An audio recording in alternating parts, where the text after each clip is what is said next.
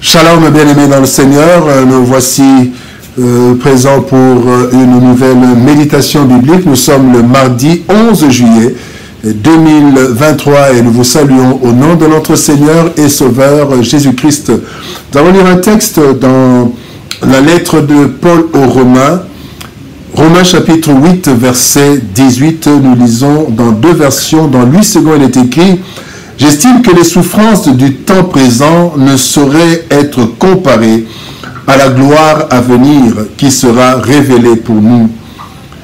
Parole de vie 2017 nous dit: comparons les souffrances d'aujourd'hui avec la joie que Dieu nous montrera clairement plus tard.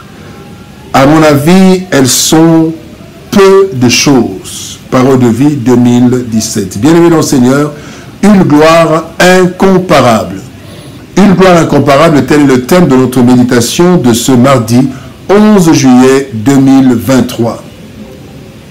L'être humain aime vivre de bonnes choses. La joie, le plaisir, le bonheur, le succès, la gloire. Cela est vrai pour toutes les catégories de personnes, même les chrétiens.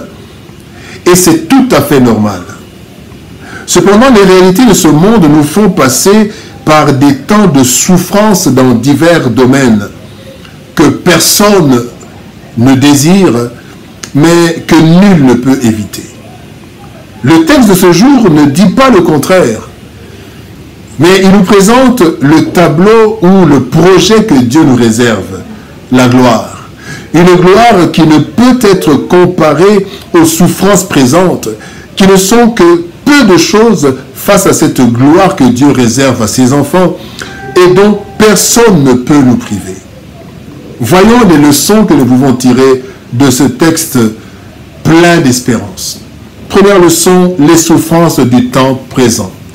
Quand nous lisons 1 Pierre chapitre 5 versets 9 et 10, il est dit: résistez-lui, de résister au diable avec une foi ferme, sachant que les mêmes souffrances sont imposées à vos frères dans le monde. Le Dieu de toute grâce qui vous a appelé en Jésus-Christ à sa gloire éternelle, après que vous aurez souffert un peu de temps, vous perfectionnera lui-même, vous affermira, vous fortifiera, vous rendra inébranlable. Les souffrances, bien-aimés, font partie de la vie de l'être humain. Et cela depuis le jardin d'Éden. En effet, la sentence divine de Genèse chapitre 3 nous montre un tableau sombre. Le Seigneur dit: le sol sera maudit à cause de toi, c'est à force de peine que tu en tireras ta nourriture tous les jours de ta vie. Genèse chapitre 3 verset 17. À cette sentence divine s'ajoute la méchanceté du cœur de l'homme. La Bible dit dans Jérémie chapitre 17 verset 9, le cœur est tortueux par-dessus tout et il est méchant. Qui peut le connaître? La méchanceté de l'homme fait que nous puissions passer des temps de souffrance. Mais il y a aussi la méchanceté du diable. La Bible dit: le voleur ne vient que pour dérober, égorger et détruire. Jean chapitre 10 verset 10 partie A. Et en plus, il y a encore les conséquences des péchés et des erreurs des êtres humains. La Bible dit: ce qu'un homme aura semé, il le moissonnera aussi. Galates chapitre 6, verset 7. Donc, et cela n'épargne personne. La souffrance n'épargne personne au point que Christ a déclaré dans Jean chapitre 16, verset 33, « Vous aurez des tribulations dans le monde. » Pour diverses raisons. Cependant, quelle que soit la durée d'une souffrance, elle a toujours une fin.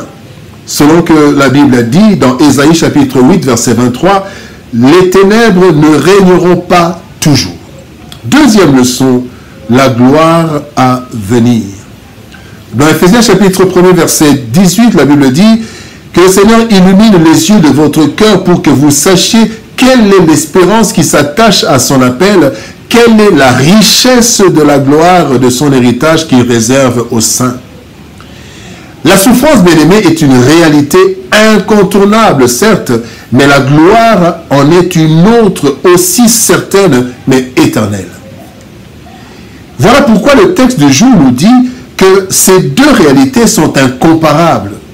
En effet, Dieu promet la gloire à ceux qui l'acceptent sincèrement dans leur vie et deviennent ainsi ses enfants. Il s'agit du royaume de Dieu dont la Bible parle. Et Christ promet cette gloire lorsqu'il dit « Lorsque je m'en serai allé et que je vous aurai préparé une place, je reviendrai et je vous prendrai avec moi afin que là où je suis, vous y soyez aussi. » Jean chapitre 14, versets 2 et 3. Cette gloire, bien-aimée, peut se vivre aussi sur cette terre, mais son niveau supérieur, son niveau maximum, c'est après cette vie. Comme l'affirme toujours Christ dans Marc chapitre 10, verset 30, il dit « Nous reçoivent au centuple présentement dans ce siècle-ci des maisons, des frères, des sœurs, des mères, des enfants et des terres avec des persécutions et dans le siècle à venir, la vie éternelle. » Troisième leçon, fixons les yeux sur la gloire. Dans Hébreux chapitre 11, versets 24 à 26, la Bible dit « C'est par la foi que Moïse, devenu grand, refusa d'être appelé fils de la fille de Pharaon, aimant mieux être maltraité avec le peuple de Dieu que d'avoir pour un temps la jouissance du péché, regardant l'opprobre du Christ comme une richesse plus grande que les trésors de l'Égypte, car il avait les yeux fixés sur la rémunération. » Alors comment vivre ce contraste? Vivre des souffrances avec l'espérance de la gloire promise. Nous devons avoir les yeux fixés sur la rémunération finale, sur la gloire à venir. Cela nous fera supporter les souffrances du temps présent. C'est ainsi que Christ a vaincu le monde. En effet, il est écrit au sujet de notre Seigneur, ayant les regards sur Jésus, le chef et le consommateur de la foi, qui, en vue de la joie qui lui était réservée. Donc, il avait fixé les yeux sur la joie qui lui était réservée. Il dit, en vue de la joie qui lui était réservée, a souffert la croix, méprisé l'ignominie, et s'est assis à la droite du trône de Dieu. Hébreux chapitre 12, verset 2. Christ avait en vue la gloire à venir, qui est incomparable, qui était incomparable aux souffrances de son temps, aux souffrances de son supplice. Et qu'il en soit de même pour nous, bien-aimés, dans les temps de souffrance, ayant les yeux fixés sur la gloire qui nous est promise, et non sur les souffrances que nous sommes en train de traverser, une gloire incomparable. Les souffrances que nous traversons à certaines époques de nos vies, nous semblent interminables et peuvent nous décourager et même nous déstabiliser. Pourtant, ces souffrances sont passagères et incomparables à la gloire que Christ réserve aux siens. Gloire immense, éternelle et surtout certaine. Et pour supporter les souffrances du temps présent, fixons nos regards, non sur nos problèmes, mais sur la gloire à venir, en sachant que le Dieu fidèle et plein d'amour a un avenir radieux pour ceux qui lui appartiennent. La gloire que Dieu nous réserve, bien-aimés, est incomparable aux souffrances du temps présent. Découvrons-le à travers la parole, découvrons-le dans l'intimité avec le Seigneur, et nous aurons les yeux fixés sur la gloire et non sur les problèmes. Prions. Éternel Père de gloire, merci pour ton amour et ta bonté. Merci pour ta parole. Oui, Seigneur, tu nous montres que la gloire à venir ne peut être comparée aux souffrances du temps présent. Aide-nous, Seigneur, malgré les temps de difficulté, les temps de souffrance que nous pouvons traverser, aide-nous à avoir les yeux fixés sur la rémunération, fixés sur la gloire que tu nous as promise, parce que tu es fidèle. Et ce que tu nous as promis, Seigneur de gloire, nous l'obtiendrons tôt ou tard. Aide-nous, Seigneur, à traverser les temps difficiles. Et je te prie pour un frère, pour une sœur qui traverse des moments difficiles, des moments de souffrance. Seigneur, aide-le à fixer les yeux. Aide-la à fixer les yeux sur la gloire à venir afin de supporter les souffrances qui ne dureront pas toute la vie. Au nom de Jésus-Christ, nous avons ainsi prié. Amen.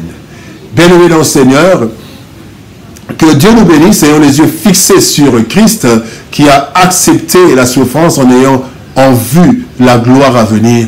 Ayant en vue la gloire à venir, et nous verrons que les souffrances de ce temps ne seront pas comparables. Que Dieu nous bénisse. Shalom, au revoir, et par la grâce de Dieu, nous nous retrouvons demain pour une nouvelle méditation. Shalom.